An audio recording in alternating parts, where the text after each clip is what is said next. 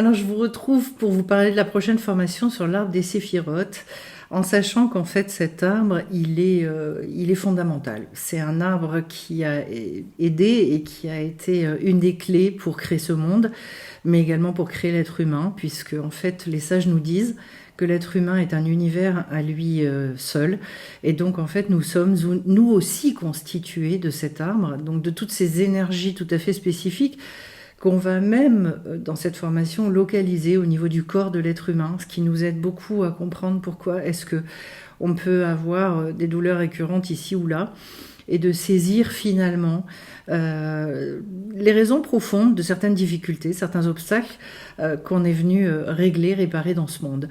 En tout cas, cette formation qui comprend donc 4 rencontres de 2 heures, elle va commencer le jeudi 8 janvier et donc via internet, voilà, avec l'envoi d'un petit dossier avec l'arbre, etc. Mais surtout, déjà comprendre un petit peu ce fonctionnement. En quoi est-ce que ça nous concerne dans nos vies précisément, cet arbre-là, ces énergies, et de les situer par rapport aux 4 mondes dont nous parle la tradition hébraïque.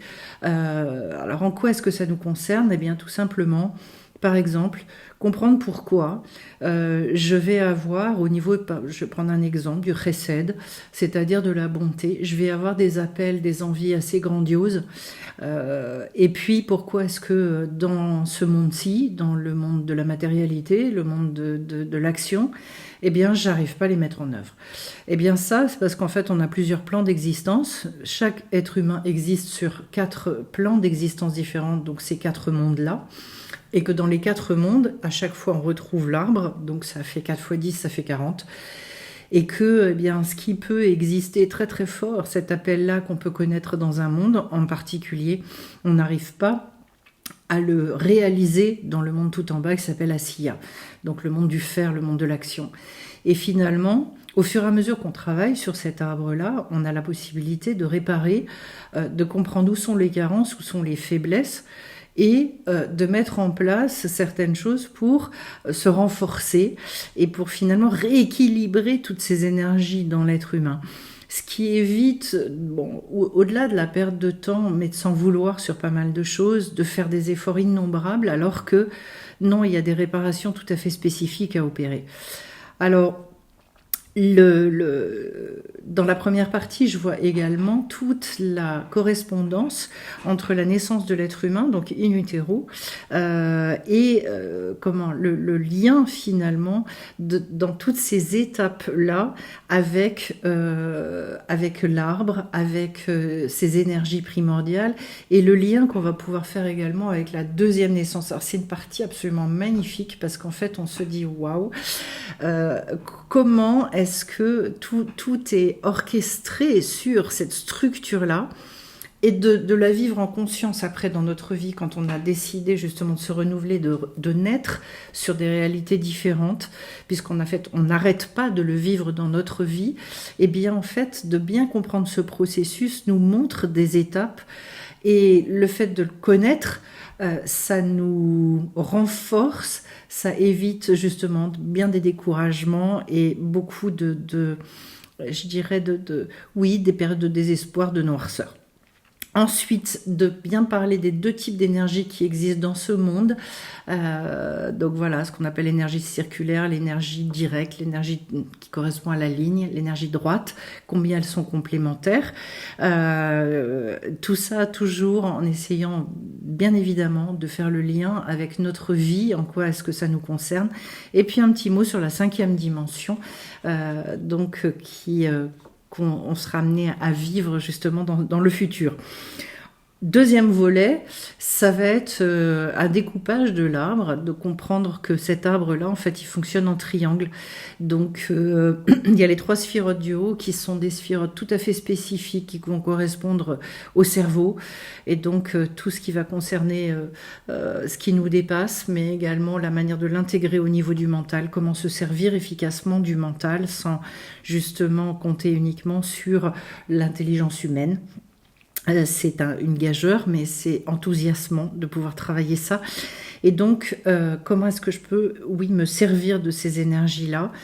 Et puis, comment est-ce que je peux développer ce qu'on appelle la Chorma et la Bina, donc cette sagesse qui est une sagesse révélée, et en même temps en faire du discernement dans ma vie. C'est-à-dire que tout ce que je vais apprendre comme sagesse va devoir descendre à un niveau de compréhension qui va m'impacter profondément. Vous savez, on est dans une période de l'histoire où finalement il y a énormément d'informations et il y a de plus en plus de savoir qui est accumulé. Gros souci dans le monde, c'est que ce savoir, on ne nous apprend pas comment l'intégrer véritablement. C'est-à-dire que c'est pas parce que je connais mon chemin de vie, mon parcours, ça n'est pas parce que j'ai conscience de certaines difficultés, traumas ou oui, des difficultés sur lesquelles je reviens sans cesse et sur lesquelles j'achoppe et que je sais comment les dépasser. C'est-à-dire que je vais peut-être avoir entendu les conseils, je vais peut-être savoir qu'il faut que je raisonne différemment, mais en fait, j'arrive pas à intégrer la chose. Eh bien, en fait, ces 3 sphirotes du haut, elles nous apprennent comment parvenir à ça. Et comment réussir à un moment donné à ce que l'information elle pénètre à un niveau qui va réinformer. Et donc le cœur va se transformer, on va voir, on va entendre différemment, on va percevoir, ça y est, on va capter. Et donc en fait, on a changé de monde, on a changé, et donc on ne va plus revivre les mêmes choses. Donc les 3 sphirotes du haut, elles sont absolument magnifiques. Elles sont pourvoyeuses de beaucoup de vie, comment dirais-je, de confiance aussi et de partenariat, de savoir qu'on est aidé considérablement. Voilà, et donc de savoir aussi pourquoi est-ce qu'il y a beaucoup de déperdition d'énergie sur ces degrés et qui font qu'on est en perte de vitalité, qu'on a du mal à avancer dans notre vie. On fournit énormément d'efforts, mais que ces efforts-là, ils ne sont pas pourvoyeurs, je dirais, justement de résultats, d'apaisement, de joie, enfin tout ce qu'on recherche tous. Le 3e volet, ça va être donc toutes les sphirotes qui sont en bas, donc qui sont constituées de ce qu'on appelle les midotes. Alors, 2 triangles, et puis après, donc, de la malchoute, donc notre monde. Comment arriver à ce que, justement, les choses arrivent jusqu'en bas, et donc que nos yeux, nos sens puissent percevoir tout le travail qu'on effectue, les efforts que l'on fournit. Dans toute cette tradition hébraïque, il y a donc un gros travail à faire sur ce qu'on appelle les midotes, puisque nos midotes, nos mesures, ce sont un petit peu, je dirais, c'est un petit peu les qualités, les défauts. C'est comme ça qu'on le traduit en français, même si ça n'a pas vraiment de sens. Mais en tout cas, les outils qui nous ont été donnés pour nous réaliser, pour réaliser ce qu'on est venu transmettre dans ce monde, ce qu'on est venu laisser comme trace, voilà, comme lumière.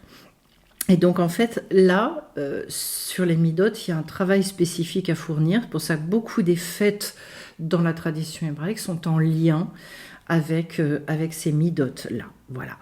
Et donc, je vous donnerai également en fait quelle est votre mida de naissance, alors au niveau de votre jour de naissance, mais il y a une mida qui est attachée également à votre signe astrologique, donc des informations qui nous permettent de mieux comprendre pourquoi on est plus fort dans tel degré, pourquoi ce degré-là des fois il est déséquilibré, parce que finalement il faut qu'on aille travailler la mida qui est en face pour arriver à l'équilibre, puisqu'en fait le but c'est toujours d'arriver à l'équilibre.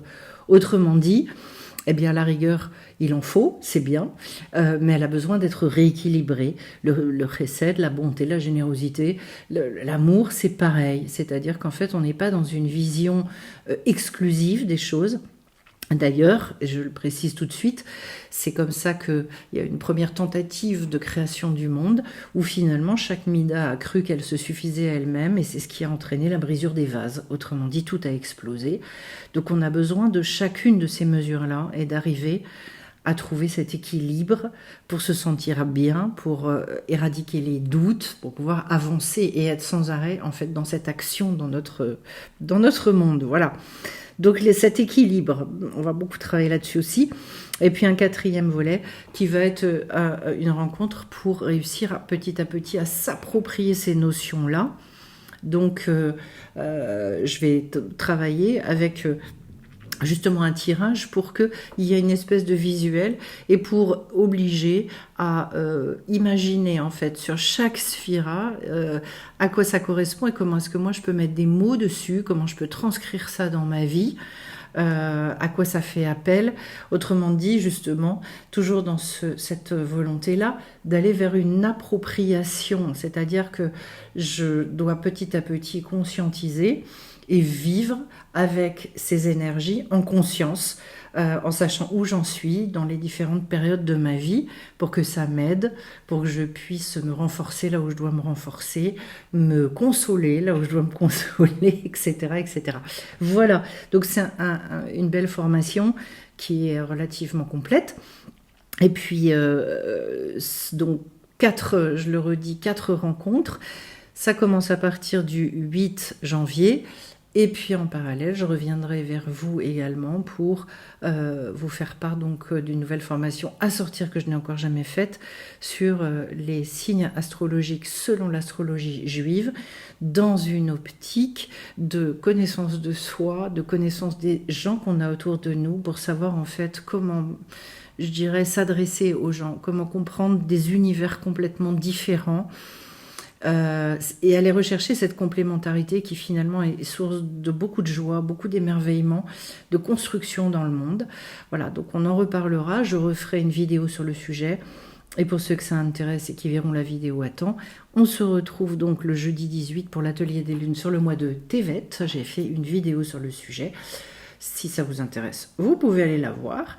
En attendant, je vous souhaite plein de belles choses, une fin d'année qui soit véritablement pourvoyeuse de beaucoup de joie, beaucoup de bonheur, beaucoup de tendresse, beaucoup de liens également, puisque durant ce mois de Tevet, il est question aussi beaucoup d'aller recréer le lien, la connexion. Eh bien, plein de belles choses à vous et à très vite sur la chaîne.